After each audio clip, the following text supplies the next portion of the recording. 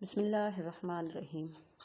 السلام علیکم اسٹوڈنٹس، آج ہم گریڈ 7 کی اسلامیات کے 5ویں سبق کی طرف رواں دواں ہیں۔ آج کے ہمارے سبق کا عنوان ہے حقوق العباد۔ بچوں، آج ہم دیکھتے ہیں کہ قرآن اور حدیث کی روشنی میں حقوق العباد کی کیا اہمیت ہے۔ تو بچوں، ہمارا یہ ایک ایسا معاشرہ جس میں اپنے پرائے، عزیز، اجنبی، ان سب لوگوں کے تعلق سے قائم ہوتا ہے۔ کوئی انسان ایسا نہیں جو اکیلا زندگی گزار سکے۔ صبح سے شام تک انسانوں کو مختلف معاملات میں کسی نہ کسی کی مدد کی ضرورت ہوتی ہے۔ ہمارا مذہب اسلام ہمیں اس بات کی تعلیم دیتا ہے کہ نہ صرف بھائی بلکہ پڑوسی اور ہر طرح کے ساتھی جن سے روز واسطہ پڑتا ہو، ان میں آپس میں محبت اور بھلائی کا جذبہ ہو۔ آپ نے اس سے پہلے والدین، اولاد اور مساکین کے حقوق کے بارے میں پڑھا پچھلی جماعت کے اندر، اور اس جماعت میں آپ پڑوسی، مہمان، میزبان، بیمار اور جانوروں کے حقوق کے بارے میں پڑھیں گے۔ بچوں، یہ تو آپ جانتے ہیں کہ پڑوسیوں سے مراد وہ لوگ ہیں جو ہمارے گھر کے نزدیک رہتے ہیں۔ اس کے علاوہ جماعت میں آپ کے ساتھ بیٹھنے والا طالب علم، ساتھ کھیلنے والا دوست، ساتھ ملازمت یا کاروبار کرنے والا شخص، یہ سب آپ کے پڑوسی ہیں۔ پڑوسی کے حقوق کے بارے میں رسول اللہ صلی اللہ علیہ وسلم نے تاکید فرمائی۔ آپ صلی اللہ علیہ وسلم نے فرمایا کہ حضرت جبرائیل علیہ السلام مجھے پڑوسی کے ساتھ اچھا سلوک کرنے کی ہمیشہ تاکید کرتے تھے، یہاں تک کہ مجھے لگا کہ وہ پڑوسی کو وراثت میں حصہ قرار دے دیں گے۔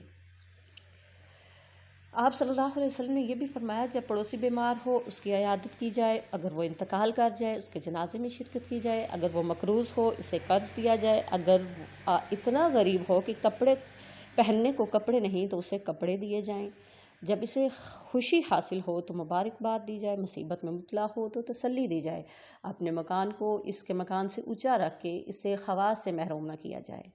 بچوں، یہاں تک حدیث میں بیان فرمایا کہ اپنے چولہے کے دھوئیں سے اسے تکلیف نہ پہنچائی جائے، اور رسول اللہ صلی اللہ علیہ وسلم نے یہ بھی فرمایا کہ جب تم سالن بناؤ تو اس میں شوربہ بڑھا دو اور اپنے پڑوسیوں کو بھی بھجوا دیا کرو۔ اس کے علاوہ رسول اللہ صلی اللہ علیہ وسلم نے ایک اور جگہ پہ فرمایا کہ وہ شخص مومن نہیں جو پیٹ بھر کر کھانا کھائے اور اس کا پڑوسی بھوکا رہے۔ بچوں، اسی طرح رسول اللہ صلی اللہ علیہ وسلم نے مہمان اور میزبان کے حقوق بھی بتائیں۔ میزبان جو گھر میں ہوتا ہے، مہمان جو باہر سے آتا ہے۔ رسول اللہ صلی اللہ علیہ وسلم بہت مہمان نواز تھے اور اپنے ہاتھ سے مہمان کی خاطرداری کر کے بہت خوش ہوتے تھے۔ اسی طرح فرمایا میزبان کو بھی چاہیے کہ اپنے مہمان کے ساتھ عزت اور احترام کے ساتھ پیش آئے، اس کو مسکرا کر خوش آمدید کہے، اپنی حیثیت کے مطابق اس کی خاطرداری کرے، کیونکہ رسول اللہ صلی اللہ علیہ وسلم کی یہ بھی حدیث ہے کہ جو لوگ اللہ اور آخرت پر ایمان رکھتے ہیں انہیں چاہیے کہ اپنے مہمانوں کی خاطرداری کریں، اور یہ بھی فرمایا کہ پہلا دن مہمان کا حق ہے، مہمان کی خدمت کی جائے، عمدہ کھانا پیش کیا جائے، ایسی مہمانداری 3 دن تک رہے، اس کے بعد جو کچھ کرے گا وہ مہمان کے لیے صدقہ ہوگا۔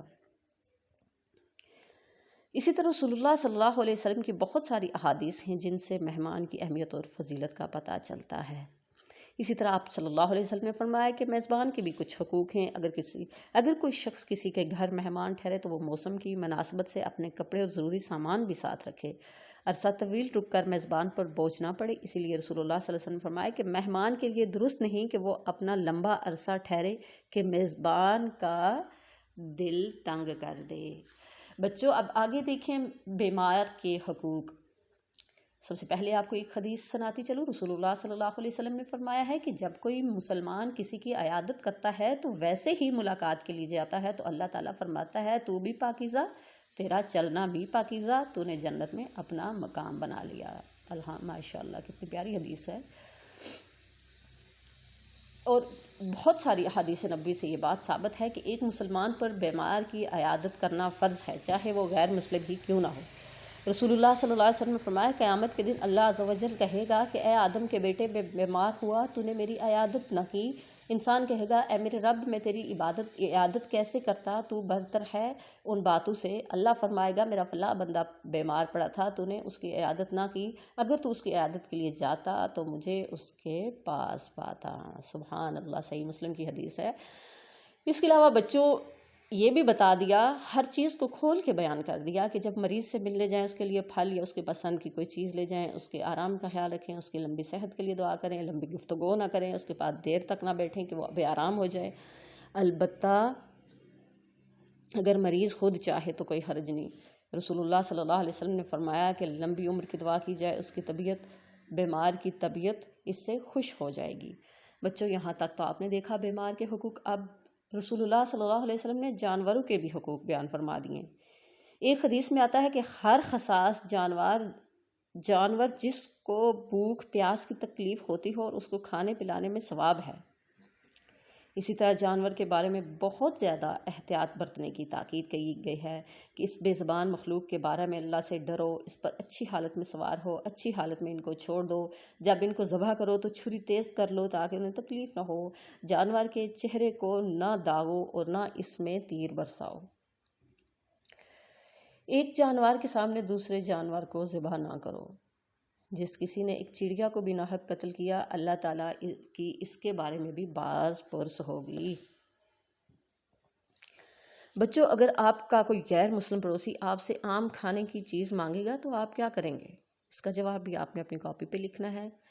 یہاں پہ الفاظ کے واحد جو دیے گئے الفاظ اسم اور معنی ہیں ان کو بھی لکھنا ہے، دسجل جو الفاظ ہیں ان کے جمع آپ نے لکھنی ہے کاپی پہ، اور سوالات کے جو جوابات دیے گئے ہیں آپ نے سبق کا گہرائی کے ساتھ مطالعہ کرنا ہے۔ تمام سوالات کے جوابات سبق کے اندر موجود ہیں، آپ نے اسباق سے ہی سوالات کے جوابات اپنی لوز شیٹ پہ لکھنے ہیں خوبصورت لکھائی کے ساتھ۔ سبق کو ذہن نشین کرنے کی کوشش بھی کرنی ہے، اور چند سطور میں آپ نے لکھنا ہے کہ حقوق العباد کا سبق پڑھنے کے بعد آپ نے اس سے کیا سیکھا۔